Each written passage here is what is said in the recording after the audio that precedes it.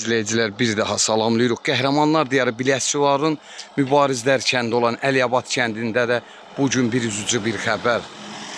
Vətənimiz üçün 44 günlükdə hər bir vətənin dar günündə silaha sarılıb irəli gedən oğullardan qəhrəman icidimiz bugün müəyyən səbəblərdən dünyasını dəyişdiyi üçün bugün dəfn mərasimidir. Bizim şəhidimiz bugün torpağa tapşırılacaq.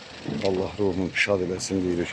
Və bu günlərdə vətən uğrunda canından keçən qəhrəmanlar başımızın tacı deyərək qarşılarına çıxıb Allah ruhlarını şad eləsin. Dəfn mərasimlərində iştirak etməyi özümüzə borc bilirik.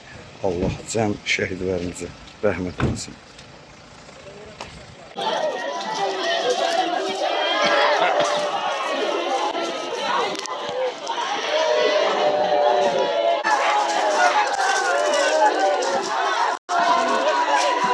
Dediyim kimi hal-hazırda qəhrəmanlar deyər Biləsuvarın Əliyabad kəndində şəhidimizi dəfn mərasimidir.